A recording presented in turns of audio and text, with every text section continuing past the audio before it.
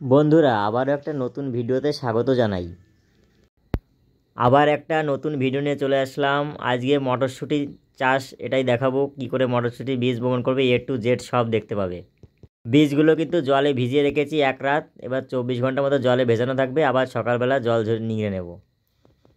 দেখো পরদিন সকালে বীজগুলো কিন্তু এরকম জল ঝরিয়ে একদম ফুলে গেছে, বীজ সুন্দর একদম লাগানোর জন্য রেডি। আমি কিন্তু একদম জমিতেও চলে এসেছি, বীজগুলো নিয়ে কি করে বপন করি সেটাই দেখো।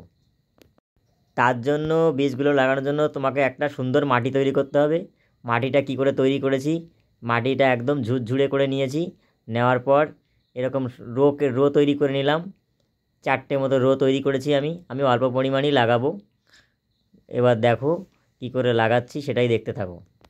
একদম অল্প পরিচর্যায় কিন্তু ওটা হয়ে যাবে। শীতকালে একটা দুর্দান্ত সবজি মটরশুঁটি, সবারই প্রিয়, সবাই ভালোবাসে। এটা বাজারে সবসময়ই পাওয়া যায় বলতে গেলে এখন, কিন্তু এখন মেইনলি আমি চাষ করব। দেখো আমি সুন্দর করে মাটি কিন্তু ঝুরঝুরে করে নিয়ে 4টে রো করেছি। আর একটার বীজের থেকে আর একটা বীজের দূরত্ব ওই আমি 1 বিঘা মতো দেব। ওই ধরো 4 ইঞ্চি মতো গ্যাপ তোমরা এরকম অ্যাপ্রক্স দিয়ে দেবে। একটা কাঠির সাহায্যে আমি মেপে নিয়েছি। 3-4টে আমি বসানোর পরে একটা বুঝে গেলাম যে কেমন দিতে হবে। সুন্দর করে আগে তোমাদের তৈরি করতে হবে ঝুরঝুরে করে মাটি, একদম সুন্দর করে ঢিলগুলো ভেঙে নিতে হবে। নেওয়ার পর এই যে একটা নিড়ানির সঙ্গে সুন্দর করে মাটিগুলো ঝুরঝুরে হাতের সাহায্যে করে নিয়ে বীজগুলো বসাতে হবে। বীজগুলো কিন্তু খুবই হেলদি বীজ। এই বীজগুলো আমাকে আমাদেরই একটা ভাই, একসঙ্গে কাজ করি, সেই ভাইটা আমাকে দিয়েছিল বোনার জন্য, সুকান্ত বলে একটা ভাই। সুন্দর তরতাজা বীজ। দেখো আমি এই যে এখানে একটা বসালাম, আর অ্যাপ্রক্স একটা গ্যাপ দেব ওই 4 ইঞ্চি মতো, ধরো 1 বিঘা, ওখানে আর একটা বসালাম। এইভাবে কিন্তু প্রত্যেক জমিটা কভার করে দেব। একটার পর একটা কিন্তু আমি বীজ বসিয়ে যাচ্ছি। আর শীতের একটা অন্যতম সেরা ফসল এটা, খুব সহজেই তৈরি করা যায়।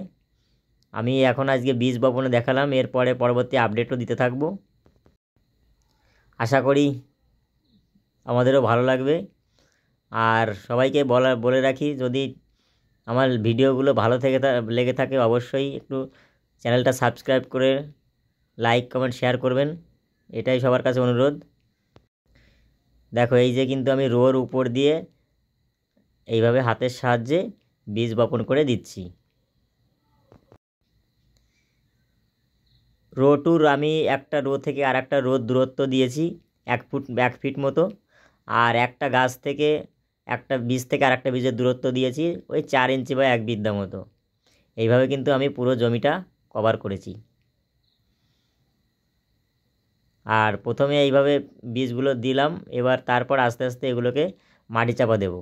এই যে হাতের সাহায্যে এরকম করে হালকা করে একটু মাটি চাপা উপর দিয়ে দেবো, হালকা মাটি। আমার কী হবে, এই যে 2 থেকে 3 দিনের মাথায় কিন্তু আবার বীজগুলো বেরোতে শুরু করবে চারা হয়ে। সেই ভিডিও আমি তোমাদের সামনে দেখাবো, একদম A to Z সব আজকে দেখে নাও।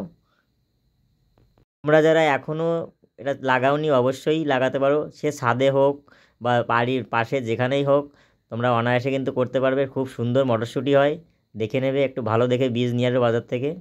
অলরেডি আমার কিন্তু বীজগুলো পুরো লাগানো কমপ্লিট হয়ে গেছে। আর এবার আমি জল দেব। এরকম একটা বোতল নিয়েছি, আর বোতলের উপরটা দেখো সরু সরু একদম সরু ছিদ্র করে নিয়েছি সুচের সাহায্যে। এবার এটা দিয়ে ঝাঁঝরির মতো জল দিয়ে দেবো। এই ঝাঁঝরিটা কিন্তু আমি বাড়িতেই তৈরি করেছি। আর দেখো কত সুন্দরভাবে এই যে লাইন টু লাইন আমি জল দিয়ে দিচ্ছি। ডাইরেক্ট জল দেবো না, দিলে বীজগুলো বেশি ভিজে যাবে বা লাইনের ঠিক থাকবে না। তার জন্য আস্তে আস্তে এইভাবে বোতলের সাথে জল দিলাম। আজকে ভিডিও এই পর্যন্ত। পরবর্তী ভিডিও খুব তাড়াতাড়ি আসবে, ফলো করুন।